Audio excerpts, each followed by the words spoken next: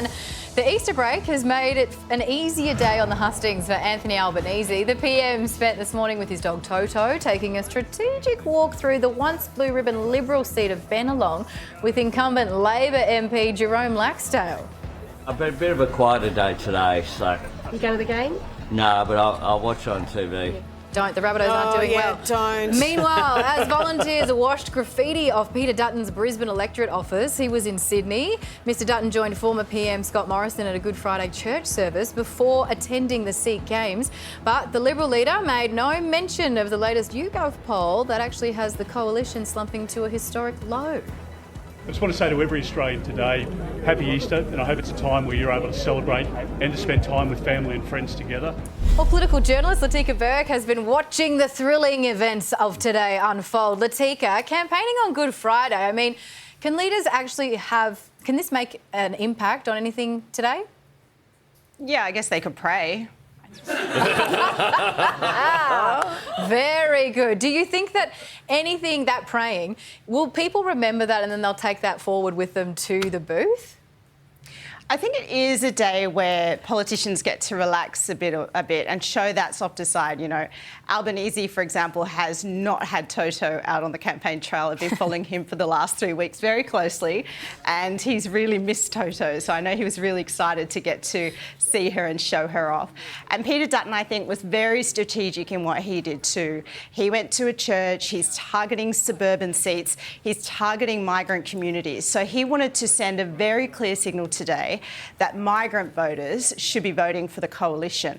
And I think Anthony Albanese, he's in front. He knows he can have a bit more of a chill and relax and look like he's a guy who's in control of a good outcome, potentially for Labor on May 3. Yeah, you raise a good point. Dutton, it feels his momentum is melting more than an Easter egg in the hot sun. Is there anything he could do to claw back anything at this point? Look, I think it's very difficult for him. There is a point in election campaigns where voters start to stop listening to you if they don't feel that you have anything on offer. Peter Dutton's done very well to set up all the flaws of the Albanese government, and there are many, but what he has not done is really go to voters and say, I've got something that will make your life better, and it's worth you tossing out this government that you only voted in 3 years ago. And so he has really either in the next 2 weeks got to pull 10 rabbits out of his hat, and I don't think he even has one, let's face it, or Anthony Albanese needs to make a really, really big mistake. That's still possible. So you never say that an outcome is for certain. But I think if we were betting, I would at this point in time say a Labor either minority, or I think it's very probable they could hold on to majority. Wow, 10 rabbits, that's a big hat. Latika, have you got any inside word on what the feeling is inside the coalition right now, and for that matter, the feeling inside the Labor Party? Yeah, Labor's confident, but they do not take anything for granted. There's a lot of them who worked on the Bill Shorten campaign in 2019. They went to preparation for government meetings on the day of the election, and of course they lost it. So a lot of them are thinking, look, we're in a good position. We're certainly wanting to be our side rather than the other side, but we remember how badly this can go if you take your foot off the pedal.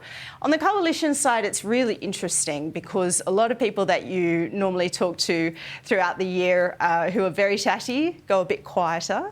They also don't tell you as much. And then sometimes they'll accuse you of things like, oh, you're in the bubble, or you don't really know what's going on outside in the suburbs. So you do start to see some of those creeping siege mentalities into some quarters of the coalition. There's no one in the coalition, for example, that I meet who says we're on track to win majority government. No one would say that to you. Whereas a couple of months ago, they were daring to dream that that might be a possibility. Latika, thank you for being in our bubble. We appreciate it.